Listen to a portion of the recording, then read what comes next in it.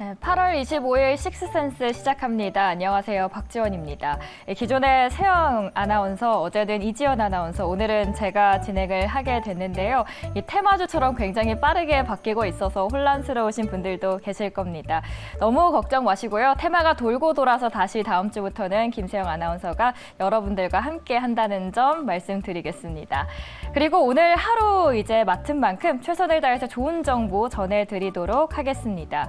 오늘 시장 간단하게 요약을 해보도록 할게요. 오후장 들어서 낙폭을 다행히 줄였습니다. 아무래도 오늘은 어제 호실적을 발표했던 엔비디아가 차익 실현 매물이 나오면서 미국과 그리고 우리 증시에 하방 압력을 넣었고요. 오늘 밤 11시쯤이죠. 잭슨홀에서 과연 파월은 어떤 이야기를 할까라는 경계감에 시장은 흔들렸습니다.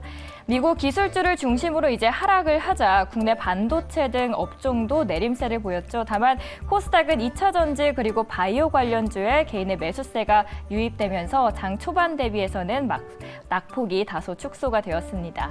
오늘 장 마감하고 내일 장 대비할 전략들 오늘 이 시간 통해서 꼼꼼하게 알아보도록 하겠습니다. 오늘 함께 하실 분 소개해드리도록 하죠. 알파프로 투자전략 정태근 팀장 그리고 SN인베스트 코리아 이지은 본부장 함께 하도록 하겠습니다. 안녕하세요. 네, 반갑습니다. 안녕하세요.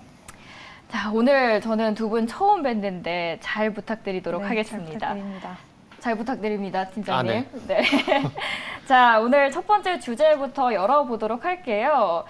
어제 오후 1시를 기점으로 해서 일본의 후쿠시마 오염수가 방류가 됐습니다. 많은 분들이 이 소식에 걱정이 많으셨는데 그런데 이제 한국뿐만이 아닙니다. 이웃나라 중국에서도 이 방류 소식에 사재기 열풍이 잇따르고 있는데 첫 번째 주제 그래서 준비를 해봤습니다. 중국 이제 소금, 사재기 관련주들 지금 반짝 상승을 하고 있는데 이게 과연 어디까지 이어질지 궁금합니다. 먼저 이지은 팀장님부터 여쭤보도록 할게요. 일단은 일본이 24일에 이제 후쿠시마 오염수 해양 방류를 시작을 하고 나서 일본의 조치에 가장 명확하게 반대 의사를 표시해온 중국에서 품귀 현상이 지금 소금 품귀 현상이 일어나고 있는데요. 일단 유명 쇼핑몰, 온라인 쇼핑몰에선 이미 품절 사태가 이루어지고 있고요. 중국 내 소금 관련 업체 중에 상하이 거래소에 상장된 기업들은 상한가를 또 주가가 급등하기도 하고 상한가를 기록하기도 했습니다. 이처럼 계속해서 이슈가 좀 이어지고 있는데 일단 국내에서도 소금에 대한 가격 상승 그리고 품귀 현상이 이슈화되면서 최근에 소금 관련주들이 강세가 나타난 적이 있었는데요. 이번에 이 이슈 같은 경우에는 지금 중국에서 나타난다는 소식이기 때문에 저는 당장 시장에 좀 다른 모멘텀이 강하지 않기 때문에 이런 테마송 관련된 소식이 다음 주까지는 이어질 수 있을 거라고 보이는데 그렇다고 해서 지금 이 주제를 가지고 너무 비중을 많이 태우거나 아니면 이쪽으로 좀 집중해서 너무 매매를 진행하는 것은 좀 위험하지 않나라는 생각이 들고요. 일단은 오염수 방류에 따른 지금 우리나라도 그렇고 일본도 그렇고 중국도 그렇고 홍콩도 그렇고 계속해서 불안한 심리가 이어지고 있는데 이러한 심리는 지속되긴 하겠지만 그래도 시장에서는 어쨌든 테마성을 띠고 있기 때문에 관련주들 민감하게 반응한 이런 부분이 다음 주 정도에는 좀 마무리되지 않을까라고 생각을 하고 있습니다. 아무래도 변동성이 큰 시장인 만큼 테마 쪽으로 많은 변동성이 있는 것 같습니다. 그 안에서 단기적으로 반짝할 수 있다라고 말씀을 해주셨고요. 자, 그렇다면 팀장님께서는 어떻게 바라보고 있는지 궁금합니다. 일단 후쿠시마 대체주들 언제까지 이어질까요? 더 이상 수혜주가 없다라는 얘기가 나오게 되면 그때는 안 가겠죠. 그리고 이제 6월 달 우리가 한번 경험치를 봐야 되겠죠. 그때 당시에도 이제 소금 관련주가 먼저 갔었는데 거의 한 2주 정도 시세가 갔었거든요. 그래서 지금도 아마 마찬가지일까라고 봅니다. 근데 그때는 약간 달리 봐야 될 부분이 그때는 명확하게 이제 소금 관련주 요게 거의 테마를 주도했었는데 그런 것처럼 지금도 마찬가지라고 봅니다. 소금 관련주는 일단 어쨌든 6월 달에 부각이 됐었기 때문에 아마 정거점 돌파하게 되면서 더 가기는 상당히 전 쉽지 않다라고 봅니다. 그렇기 때문에 또 새로운 그러니까 후쿠시마 방류와 연관돼 가지고 또 어떤 테마가 그러니까 어떤 섹터가 또 테마가 될지 다음 순환매를 기다려 보는 게 맞다라고 봐져요. 그래서 어제 아시겠지만은 어제 수산주하고 육개주가 같이 강세를 보이다가 오늘 같은 경우 수산주가 탈락을 하게 되면서 육개주 강세를 보이게 되고 또 육개 가격이 올라가게 되면은 또 이제 사료주가 수혜가 될 거라 그래가지고, 그러니까 닭고기 사료겠죠? 수혜가 되면서 사료주가 움직인 것처럼 또 다음이 있을 거거든요. 그래서 이번에 나오는 어떤 그 테마의 양상은 아마 또 다음을 찾고 또 다음을 찾지 않을까라는 생각이 들어서 개인적으로는 지금 오늘 뭐 중국에서 이제 일본산 뭐 수산물 수입 규제한다는 얘기가 나오게 되면서 또 이런 이슈가 나오게 되면서 화장품 이런 것들이 움직인 것처럼 또 새로운 게 나올 게 좀 봐지는데, 그러면은 육개 다음에 또 돼지고기가 되지 않을까라는 생각이 좀 들거든요. 그럼 돼지고기 되면 또 돼지 사료 얘기 나올 거고, 네. 그래서 아마 다음 주 그런 식으로 확장이 되지 않을까 생각이 들어서 주말에 조금 리스트업을 하는 게 좋지 않을까? 지금은 어느 쪽이 확실하게 될까에 대한 저도 확신은 없네요. 그래서 일단 저도 주말에 리스트업을 해봐야 될 것 같아요. 리스트업을 하지만 그래도 가장 유망한 다음 섹터는 육계 안에서 사료 쪽이다라고 이미 보시는 오늘 걸까요? 움직였어요. 더 이제 미래생명자원 같은 것들이 움직이는 게 그런 연유 때문에 움직인 거거든요. 그렇기 때문에 그게 뭐 더 갈 수도 있겠지만 그 다음을 한번 고민을 해봐야 될 것 같아요. 아직까지 확신은 그 다음 테마에 대해서는 없으시고요. 이게 참 어찌 보면 이렇게 창의력 테스트가 될지 모르겠는데 다음이 뭐가 될지 저도 궁금해요. 그러다 보니까 주말에 좀 많이 좀 찾아봐야 될 것 같아요. 전 본부장님의 의견 궁금합니다. 혹시 다음 테마 어디가 될지 의견 있으십니까? 일단은 저도 좀 비슷한데 일단 뭐 닭고기나 육개, 식료품 이 안에서 계속 돌고 돌지 그쵸. 않을까라고 생각이 들고 뭐 오르비텍 방사능 검사 기능을 갖고 있는 오르비텍이라든지 뭐 우진 관련 이런 기업들도 계속해서 이 테마가 연소성이 있다라고 한다면 그 안에서 좀 순환매가 일어나지 않을까라고 보고 있습니다. 네, 순환매 속에서 어떤 테마가 다음에 상승세를 이어받을지 저희는 지켜보도록 하겠고요. 일단 테마적인 성격이 강한 만큼 단기적으로 대응하는 게 좋을 것 같습니다. 먼저 첫 번째 주 관련해서는 이제 소금 테마 알아봤고요. 두 번째 주제 만나보도록 하겠습니다. 이번에는 화장품 한번 이야기를 해볼까 합니다. 중국에서 일본 화장품에 대한 불매 운동이 조금씩 일어나면서 오히려 이제는 K-뷰티 쪽으로 관심이 쏠리고 있는 것 같습니다. 본부장님, 그동안 길을 펴지 못했던 화장품들이 이제는 조금씩 빛을 받을 수 있을까요? 네, 저는 워낙 화장품주들에 대해서 좀 긍정적으로 의견을 말씀을 드려왔었던 것만큼 이번에도 좀 긍정적인 얘기를 드리고 싶은데요. 물론 지금 중국의 경제에 대한 불확실성이 있고 또 디플레이션 우려가 커지는 상황이기 때문에 그러한 부분들을 완전히 배제하고 생각할 수는 없지만 일단 단체 비자 발급이 시작이 되면서 그동안 막혀있던 부분이 뚫고 나와졌고 또 지금 다른 쪽에서 또 돌파구를 찾았던 화장품 기업들이 많기 때문에 이제부터 K-뷰티는 조금 더 날개를 달 수 있지 않을까라고 생각이 들고요. 그리고 중국에서 일본 화장품 불매 운동은 좀 좋은 환경이 최근에 좀 만들어져 있었잖아요. 거기에 추가적으로 또 좋은 환경이 덧붙여졌다라고 볼 수가 있을 것 같아요. 우리나라 아이돌 기업들이 워낙 인기도 좋고 또 중국 쪽에서 우리나라 그 화장품 쪽에 관심이 워낙 많아요, 사람들이. 근데 이러한 부분들이 이제 이루어질 수 있다면 굉장히 긍정적으로 보이고 한국은행에서도 국내를 방문하는 중국인이 올해 지금 하반기 220만 명을 기록할 것이고 또 한국의 경제 성장률 0.06포인트를 올려줄 거다라는 기대감을 실어준 만큼 저는 K-뷰티가 이제 오늘 나온 이 소식은 그동안 있었던 호재성 이슈에 한 가지 또 덧붙여졌다라고 볼 수가 있어서 지금까지도 좀 긍정적으로 봤었는데 앞으로도 중장기적으로 성장에 대한 동력들이 좀 만들어졌다라고 보이고요.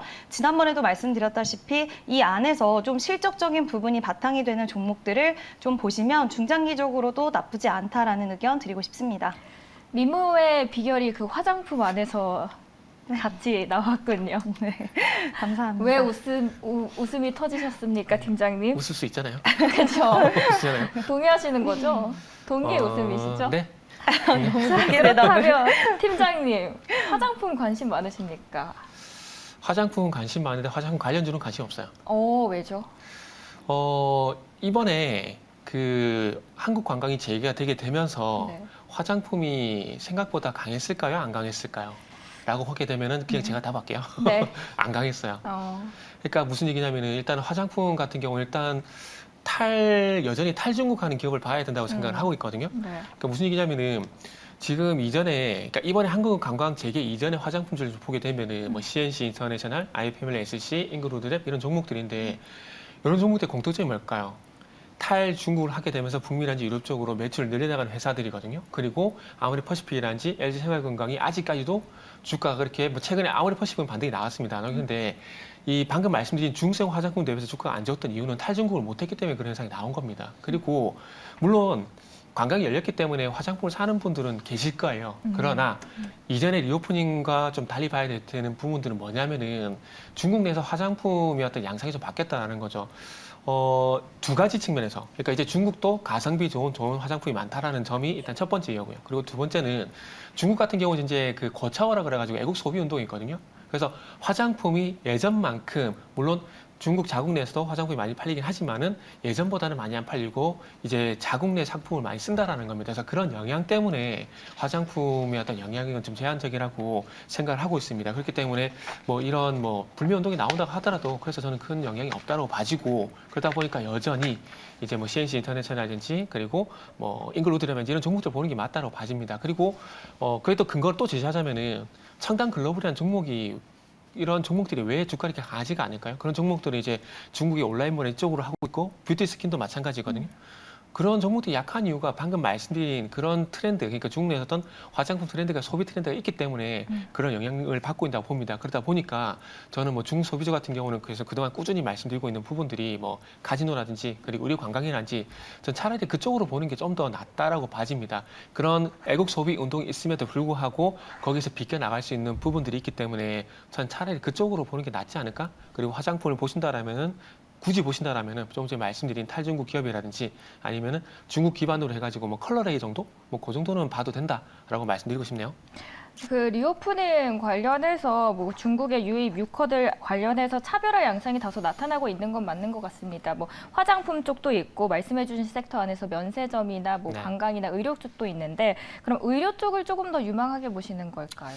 그러니까 아직까지도 어찌 보면은 한국 내 미용이라든지 성형에 대해서 인기가 아직 많이 높다고 하면 선호를 많이 한다라고 해요.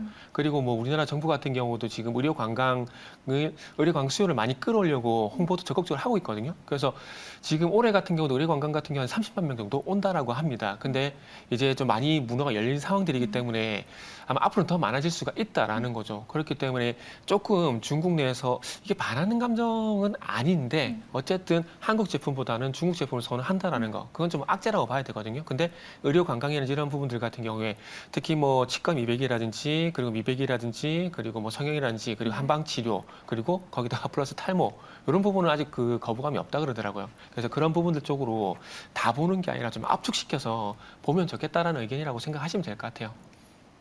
네, 저희 중국, 일본 화장품 불매운동 관련한 이슈톡에서 두 분의 의견을 한번 들어봤고요. 다소 차별화 의견이 있었던 만큼 각각 의견 수렴하시면서 성공적인 투자에 또 참고용으로 활용을 하시면 좋을 것 같습니다. 자, 마지막 주제 함께 열어볼까 합니다. 마지막으로는 저희 엔비디아 관련한 소식입니다. 사실 엔비디아가 실적에 대한 기대감이 굉장히 많았고요. 월가에서도 계속해서 목표 주가를 꾸준히 올려잡았습니다. 실제로 어제 장 마감 후에 이제 엔비디아 실적이 나왔는데 굉장히 좋게 나왔고 그 훈풍이 우리 시장까지 이어졌습니다. 그런데 너무 아쉬운 게 이게 하루를 가지 못했거든요. 오늘 미국장 엔비디아 굉장히 많이 빠졌고요. 필라델피아 지수 또한 3% 넘게 빠지면서 우리 시장에서도 반도체주들이 이제 다시 내려오고 있는데 일단 본부장님의 의견부터 여쭤볼게요. 어떻게 보십니까, 반도체주들? 저는 일단은 반도체주들 좀 긍정적으로 보는 편인데 일단 좀 길게 보셔야 될 것 같아요. 일단 뭐 엔비디아도 그렇지만 삼성전자도 감사한 이슈가 있고 또 삼성전자가 항상 어려울 때 위기일 때 그 다음 스텝 미래를 위해서 투자를 하는 경우들이 많은데 지금도 여전히 상반기에도 안 좋았음에도 불구하고 투자를 이어나가고 있습니다. 이런 거는 앞으로 반도체 업황에 대해서 긍정적으로 생각하는 부분이 저는 분명히 있다라고 생각을 하고요. 그리고 지금 엔비디아 같은 경우에는 수요 급증했고 또 품귀 현상으로 2분기 실적이 굉장히 잘 나왔어요. 근데 2분기 실적에서 끝나는 게 아니라 이제 3분기에도 기대감을 실어줄 수 있는 요소들이 많고 또 월가의 예상치를 뛰어넘는 훨씬 높은 또 3분기 매출액을 엔비디아에서 제시를 하기도 했습니다. 싶습니다. 모든 사업별 매출이 우상향을 하고 있고요. 저는 앞으로 지금 새로운 컴퓨팅 시대가 이미 열렸고 그리고 또 전 세계 기업이 생성형 AI 쪽으로 초점을 맞추고 있기 때문에 앞으로 이쪽이 전망이 좋다는 것은 의심할 수 없는 부분인 것 같아요. 물론 속도의 차이는 있을 수가 있겠죠. 이게 지금 아직은 좀 도입 구간이다 보니까 이제 안정감 있게 쭉 끌어가는 느낌보다는 우왕좌왕하는 느낌은 아직은 있지만 결과론적으로는 가야 되는 그리고 갈 수밖에 없고 많은 기업들이 택하고 있는 사업의 분야다라고 보이고 있고요. 그렇기 때문에 저는 미래가 밝은 쪽이라서 중장기적으로는 좀 괜찮다. 하지만 지금 이제 반도체 종목 본다면 내가 지금 짧게 수익을 내고 나와야지라는 관점보다는 중장기적으로 저가 매수라고 생각을 하시고 분할 매수로 진입을 하시면 어떨까라는 의견 드리고 싶습니다. 반도체 전망 앞으로 꾸준히 밝기 때문에 오히려 이렇게 내려왔을 때 매수의 기회가 될 수 있다라고 말씀을 해주셨습니다. 팀장님께서는 엔비디아의 잘못이 아니에요라고 지금 방금 실시간으로 채팅창에 답글을 달아주셨는데 들켰네요. 그럼 누구의 잘못입니까? 우리 반도체 어떻게 해야 될까요? 안 그래도 지금 채팅창에 계신 분들이 여기 있는 정태근하고 제가 정태근이 많은지 헷갈려 하시는데 실제로 네, 맞습니다. 맞습니다. 맞고요. 그래서 유튜브 말고 방송으로 유튜브에 질문 올려주시면은 네. 되도록 챗이 아니라 방송으로도 답변 좀 드리도록 할게요. 좋죠. 너무 네. 좋죠. 네. 엔비디아 잘못이 아닙니다. 아닙니다. 그래서 무슨 말씀 드리려고 하냐면은, 그러니까 종목을 보실 때 이렇게 보셔야 돼요. 이 종목에 영향을 주는 이슈가 종목 이슈가 있고 그 위에 상단에 업종 이슈가 있고 그 위에 시장 이슈가 있거든요. 그러면 가장 큰 영향을 주는 거는 시장 이슈입니다. 그렇기 때문에 저는 어저께 여기 말고요. 다른 방송 가서 말씀을 드렸어요. 이거 하루밖에 안 갈 거라고. 왜냐하면은 여기서 먼저 말씀해 주시지 그랬으니까. 제가 목요일 출연이 아니잖아요. 목요일 출연이 아니라서 좀 늦게 하시는데. 아쉽네요. 네. 근데 이거는 지난번부터 계속 말씀드렸어요. 그러니까 제가 종목에 영향을 주는 이슈는 종목, 업종, 시장이라는 얘기를 이 방송 나와서 많이 말씀드렸거든요. 그러니까 엔비디아는 좋아요. 근데 그건 엔비디아만 좋은 거지 시장이 전체적으로 다 좋은 건 아닙니다. 그렇기 때문에 엔비디아 잘못이 아니라고 말씀드린 거고, 그리고 지금은 엔비디아 이슈가 좋은 것 상당히 많아요. 그리고 최근에 삼성전자 같은 경우는 퀄컴 쪽으로 3나노 파운드리 수주도 받았거든요. 이게 되게 좋은 이슈잖아요. 근데 이게 왜 부각이 안 될까요? 그러니까 방금 말씀드린 대로 업종 위에 있는 시장 이슈가 짓누르고 있기 때문에 이 부각이 안 되는 거라고 보시면 될 것 같습니다. 그리고 결국에는 잭슨홀 얘기를 할 수밖에 없는데, 잭슨홀 쇼크 이런 뭐 뉴스도 나오고 하던데 쇼크는 없어요. 없고 단지 시장이 원하는 얘기를 잭슨홀에서 파월이 얘기를 안 해줄 겁니다. 제가 봤을 때 원론 얘기 또 할 거예요. 무슨 얘기냐면은 데이터에 따라서 올릴 수도 있고 동결할 수 있다. 요 얘기를 또 반복할 거거든요. 그럼 9월달 FOMC 확정되기 전까지 미국이 빠집니다. 그 미국이 빠지게 되면 어떤 현상이 나타나냐면 시장 포지션자들이 포지션을 못 잡아요. 어느 정도 확신이 없다 보니까 그것 때문에 불확실성이 발생되는 거고, 그것 때문에 적어도 지수가 올라가기 쉽지가 않다라는 거죠. 그래서 그렇게 참고를 좀 하시면 될 것 같아요.